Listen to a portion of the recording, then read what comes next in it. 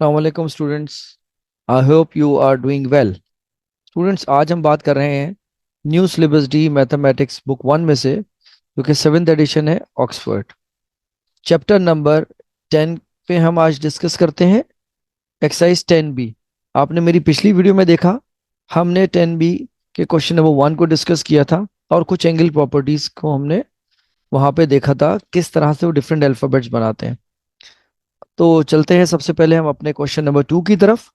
और आज की जो वीडियो है वो इसलिए ज़्यादा मज़ेदार है कि मैं आज अपनी वीडियो के एंड में आपसे एक रिडल शेयर करूंगा और आपने उस रिडल का आंसर कमेंट सेक्शन में देना है।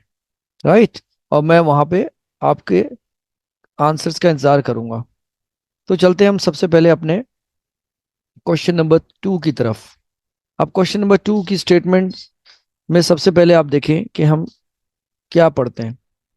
आज का हमारा बेसिक ज्योमेट्री के अंदर जो पार्ट 2 है, उसमें एक्सरसाइज 10 बी के क्वेश्चन नंबर 2 और 3 को डिस्कस करते हैं।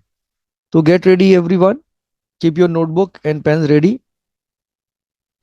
स्टूडेंट्स, हमने लास्ट अपनी वीडियो में देखा था कि जो डिफरेंट अल्फाबेट से एंगल्स बनते थे उनके नाम और उनकी प्रॉपर्टीज क्या क्या थी।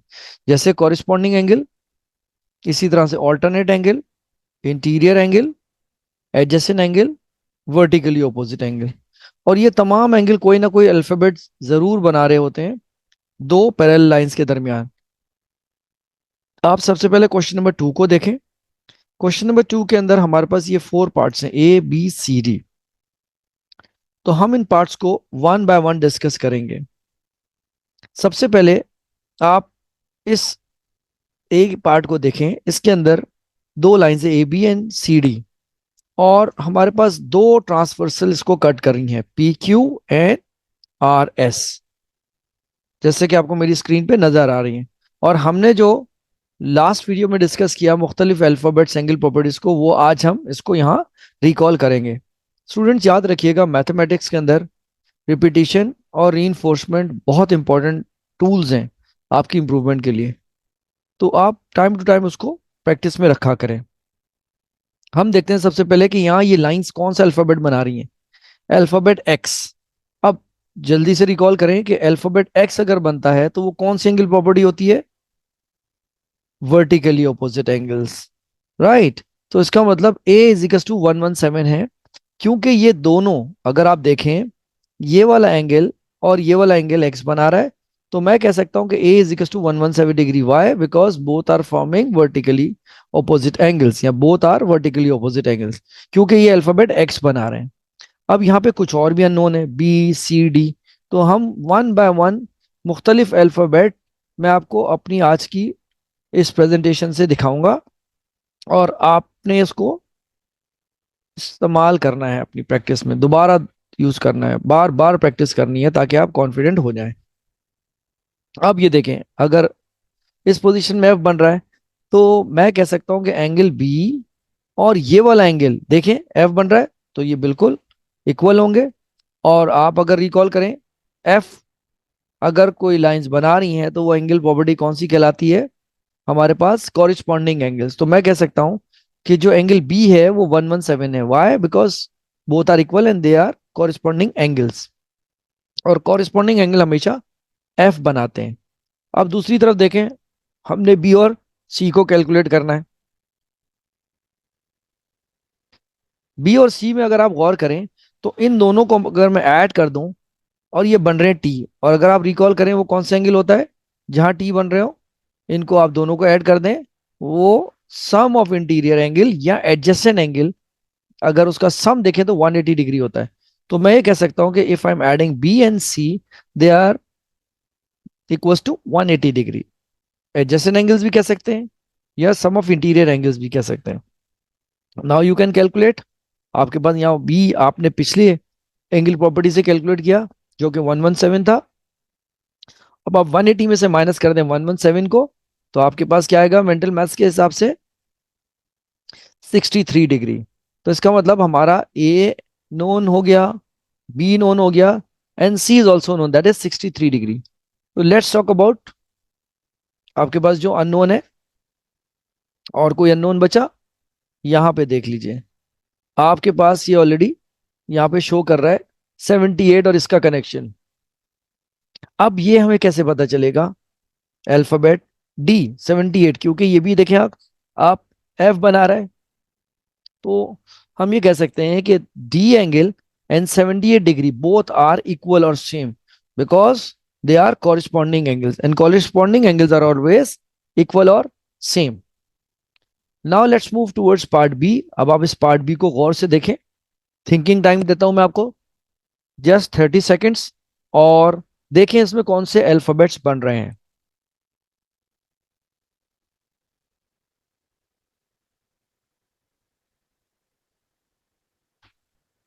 अब हमारे पास A B line and C D line both are parallel to each other, और इनको ये लाइन कट कर रही हैं। अब किस पैटर्न पे आप देखें, यहाँ पे एफ लिखा हुआ है और यहाँ ई। अब आपने यहाँ पे डिफरेंट अल्फाबेट्स वाली जो एंगल प्रॉपर्टीज पढ़ी हैं वो अप्लाई करके देखना है कि फ्रॉम नोन टू अननोन कैसे हम मालूम कर सकते हैं। अगर आप यहाँ देखें, दे आर फॉर्मिंग जी, और जी कौन सा एंगल होता है? Alternate angle. इसका मतलब ये वाला एंगल और ये वाला एंगल दोनों सेम है। तो मैं कह सकता हूं E is equal to 31 degree. Reason they are alternate angles and alternate angles are always same और इक्वल। अब हम दूसरे अननोन की तरफ चलते हैं, दैट इज F। अब आप ये देखें, ये भी जी बन रहा है, तो ये वाला एंगल और ये दोनों एंगल अगर आप ऐड करें तो ये बन रहे हैं जी, राइट? तो I can say that angle F is equal to 31 plus 35 degree because of alternate angles. और जब भी ऑल्टरनेट एंगल्स बनते हैं तो वो हमेशा इक्वल होते हैं। तो आप इसको ऐड कर लीजिए मेंटल मैथ से, इट बिकम 66 डिग्री। तो आपके नोन से अननोन आपने फाइंड आउट कर लिया। Let's move towards its next part, part C. Again same situation, A B and C D two lines parallel to each other, and in between if you see 69 degree, 83 degree, H and G degree is mentioned. Students कभी कभार आपको figure को rotate करना पड़ता है to C similar alphabets. हम क्या करते हैं, इसको थोड़ा सा रोटेट करते हैं। मैं आपको रोटेट करके डिस्प्ले कर दिखाता हूँ कि रोटेशन से कैसा आपको व्यू नजर आएगा। Now you can easily see they are forming some alphabets. अब यहाँ देखते हैं हमारे पास नोन से हम अननोन कैसे फाइंड आउट करते हैं। ये देखें स्टूडेंट, अब ये बन रहा है एफ, तो इसका मतलब ये वाला एंगल और ये वाला एंगल सेम होने चाहिए। What do you think? Very right. तो हम कह सकते हैं कि एच 69 डिग्री है, because they are corresponding angle and corresponding angles always form alphabet F. Next देखिए, जी बन रहा है, तो इसका मतलब this angle and this angle is similar because of alternate angle, क्योंकि जी बना रहे हैं। स्टूडेंट आज स्पेशली मैंने आपके लिए ये लेसन एनिमेशन से तैयार किया है ताकि आप ये जो बेसिक ज्योमेट्री का कॉन्सेप्ट है अच्छी तरह से समझ जाएं, क्योंकि नॉर्मल फिगर्स पे आपको ये समझ नहीं आ सकता जब तक कि मैं आपको कलर कोडिंग से नहीं समझाऊं। Let's have a look. I can say that angle G equals to 83 degree. Why? Because they are alternate angles and alternate angles are always equal और same। अब हमारे पास क्या रह गया, दोनों आपने देखें कितना शॉर्ट है, सिर्फ एंगल प्रॉपर्टीज की बेसिस पे आपने इसको कैलकुलेट कर लिया। Now we have part D. अब पार्ट डी में देखें, two parallel lines are there, A B and C D. Again two lines are cutting it और intersecting it at different angle 75 degree और 60 डिग्री। और इसको आप देखें, ये दोनों अननोन है, आई एंड जे। अब हम यहाँ पे देखते हैं कि क्या यहाँ पे जी बन रहा है या एफ बन रहा है या सी बन रहा है। तो यहाँ देखें, इट्स फॉर्मिंग सी। तो सी में क्या होता है, the sum of interior angle equals to 180 degree. तो मैं ये कह सकता हूँ, ये कह सकता हूँ when I add them their total sum becomes 180 degree. और अगर आप दूसरी साइड देखें तो यहाँ पे जी भी बन रहा है। तो हम वन बाय वन चलते हैं। सबसे पहले देखते हैं जहां ये जी बन रहा है, तो हम कह सकते हैं J is equal to 60 degree, the blue colour one, right? क्योंकि ऑल्टरनेट एंगल है। अब जैसा कि हमने दूसरी तरफ देखा, जो सम ऑफ इंटीरियर एंगल 180 बन रहा है, तो हम उनको ऐड कर सकते हैं, I plus 75 plus 60 is equal to 180। Add them and subtract from 180 degree, तो क्या हो जाएगा 135। मेंटल मैथ्स, 135 को माइनस कर दें 180 में से, तो आपके पास क्या बचेगा? 45 डिग्री, राइट? तो अब हमारे पास वो जो अननोन थे वो हो गए known. INJ. Now let's move towards question number 3 of same exercise 10B. Students याद रखिएगा, अगर आपका कॉन्सेप्ट क्लियर है, आपने एंगल प्रॉपर्टीज की आइडेंटिफिकेशन समझ ली है डिफरेंट अल्फाबेट से, so it's very easy to solve all the question of this exercise. अब हम वन बाय वन डिस्कस करते हैं इनके पार्ट्स को. Number A, you can see AB line is parallel to CD line, while two lines are cutting or intersecting at some angle 2B degree, 38 degree and 30 degree, A degree. अब यहाँ पे सबसे पहले आप देखें कि कौन से अल्फाबेट आपके यहाँ पे बन रहे हैं, या आप किन अल्फाबेट्स की मदद से कुछ एंगल प्रॉपर्टीज को आप आइडेंटिफाई कर सकते हैं. Let's have a look, they are forming F. तो स्टूडेंट जैसे ही आपको ये हिंट मिली कि ये एफ बन रहे हैं, तो आपके जहन में क्या आता है? They are equal, same. क्यों? कॉरिस्पॉन्डिंग एंगल्स हमेशा सेम होते हैं या इक्वल होते हैं जो एफ अल्फाबेट बनाते हैं. तो A is equal to 38 degree. अब A is known, now we can talk about B. अब आप थोड़ा सा गौर करें कि कहीं जी बन रहा है, एफ कहीं और भी बन रहा है. तो हम यहाँ देख सकते हैं कि एफ इससे पीछे वाली लाइंस में ही बन रहा है. अगेन एफ का मतलब ये होता है कि ये वाला एंगल और ये वाला एंगल सेम है. तो हम उसको ऐसे रिप्रेजेंट कर सकते हैं, 2B is equal to 30 plus A, क्योंकि दोनों इक्वल होते हैं. ऑलरेडी आप ए की वैल्यू निकाल चुके हैं 38, तो ए की जगह आप 38 रख दीजिए और आप उनको अरेंज करके देखें. 38 प्लस 30 68 हो गया. 2 is multiplying with b. When you shift on the other side, it will divide. Divide means down. So when you divide 68 by 2, it becomes 34 degree. Now this is known. पहले a unknown था और b अब ये known हो गए. So this is part A. Students आपने इसको बहुत एहतियात से करना है, क्योंकि अगर आपने जज गलत किया तो you will get wrong answer. So you must need to watch my previous videos again and again and try to understand or memorize the concept of different angle properties: corresponding angle, alternate angle, vertically opposite angle, interior angles or adjacent angle. Right? Now let's move to see part B. A part B is very simple. If you see, they are forming some alphabets. तो मैं आपको different colour coding से दिखा देता हूं.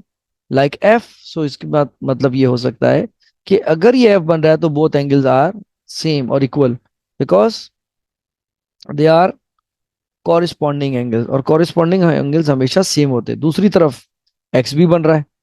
तो हमेशा याद रखिएगा students, out of the whole data you must have only one unknown. यानी तमाम वैल्यूज आपके पास दी हुई हो, सिर्फ आपके पास एक अननोन होना चाहिए. You can easily calculate. Like 7C and 40, ये बना रहे हैं एफ कॉरिस्पॉन्डिंग एंगल, तो आप इसको कैलकुलेट कर सकते हैं. 7 and C is multiplying. When you shift on other side it will divide. Divide का मतलब क्या होता है? Down. And your answer is 20 degree. कौन सा एंगल आया? एंगल सी आ गया.